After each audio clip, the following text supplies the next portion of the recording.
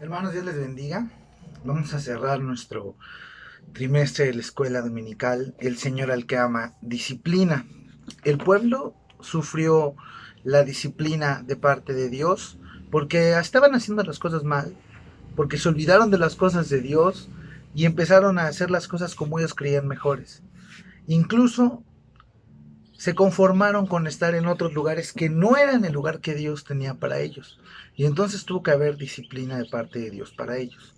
Pero ¿qué pasó con todo esto? En las lecciones pasadas, en semanas pasadas, estábamos viendo que un hombre llamado Nehemías, Dios puso en su corazón el levantar una vez más la ciudad de Jerusalén. El pueblo de Israel iba a ser restaurado. Y entonces llegamos al capítulo 8 de Nehemías. Y hoy vamos a cerrar resumiendo a grandes rasgos los últimos capítulos de Nehemías, para que podamos iniciar la próxima semana a estudiar nuestro nuevo trimestre de la escuela dominical, una iglesia viva y activa. Nuestra lección comienza en Nehemías capítulo 8 y dice el versículo 73, parte B del capítulo 7, venido el mes séptimo, los hijos de Israel estaban en sus ciudades, capítulo 8, y se juntó todo el pueblo como un solo hombre en la plaza que está delante de la puerta de las aguas, y le dijeron a Esdras el escriba que trajese el libro de la ley de Moisés, la cual Jehová había dado a Israel. Los israelitas recordaron la ley que les había sido dada, aquella ley que habían pasado por alto, aquella ley que habían transgredido, aquella ley de la cual se habían olvidado, la recordaron los israelitas. Y le dicen a Esdras, Esdras, necesitamos que traigas la ley. Versículo 2. Y el sacerdote Esdras trajo la ley delante de la congregación, así de hombres como de mujeres, y de todos los que podían entender, todas aquellas personas que podían escuchar el mensaje y entender de lo que se trataba la ley, todos ellos fueron los que estuvieron atentos escuchando la palabra de Dios. ¿Qué día? El primer día del mes séptimo. Versículo 3.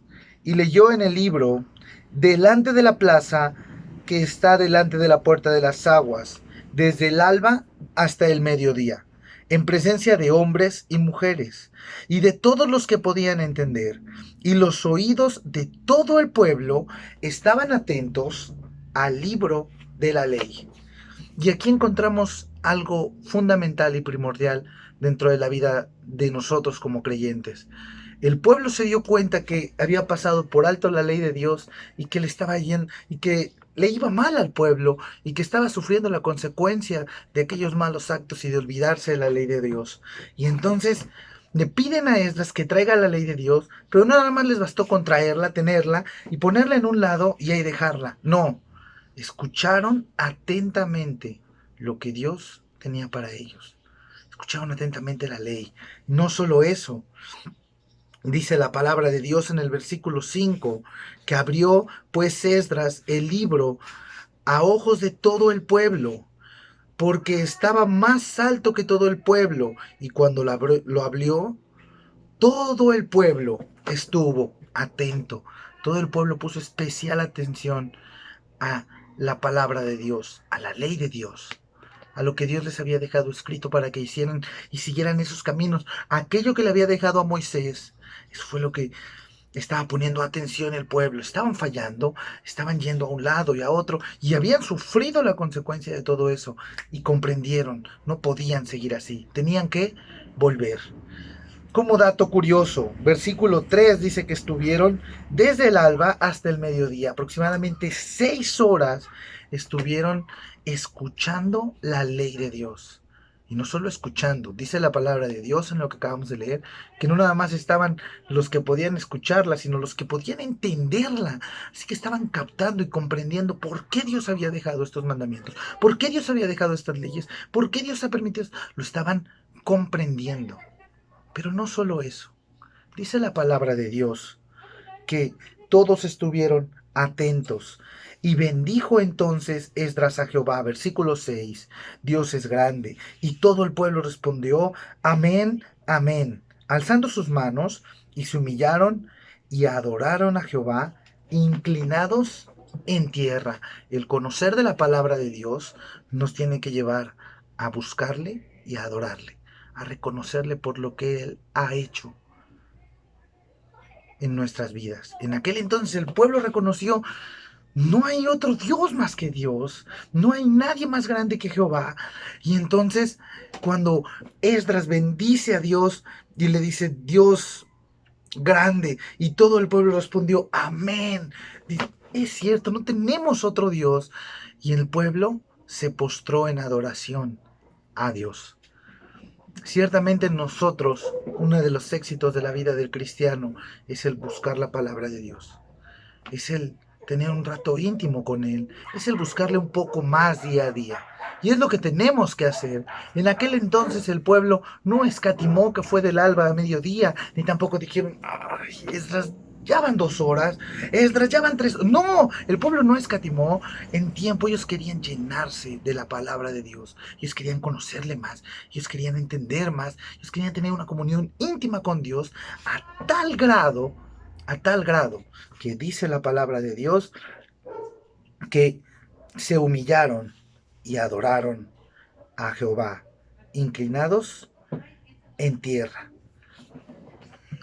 El conocer de la palabra de Dios va a traer una reacción en nuestras vidas, así como lo hubo en el pueblo. En el versículo 9, en el capítulo 9, dice la palabra de Dios que el día 24 del mismo mes se reunieron los hijos de Israel en ayuno y con cilicio y tierra sobre sí. Recordemos que cuando nos habla de cilicio y ceniza, nos habla acerca de un profundo dolor que había, acerca de lo que se había pecado o de la iniquidad que tenían. Recordemos que el rey David se vistió de cilicio cuando cometió el pecado y nació su hijo con Betsabé. Y eso habla de un arrepentimiento profundo. Y una vez que el pueblo le fue leída la ley de Dios, ayunaron, símbolo de que querían tener un encuentro, una comunión íntima con Dios. Dice la Biblia que ayunaron y estaban en ayuno y con cilicio y tierra sobre sí. Pero dice la palabra de Dios, versículo 3, y puestos de pie en su lugar, leyeron el libro de la ley de Jehová, su Dios, la cuarta parte del día. Y la cuarta parte confesaron sus pecados y adoraron a Jehová, su Dios. Eso quiere decir, hermanos, que si nosotros hemos pasado por la disciplina de nuestro Dios, también tiene que haber un momento en el cual pidamos perdón por aquello en lo que hayamos fallado, por aquello en lo que hayamos pecado.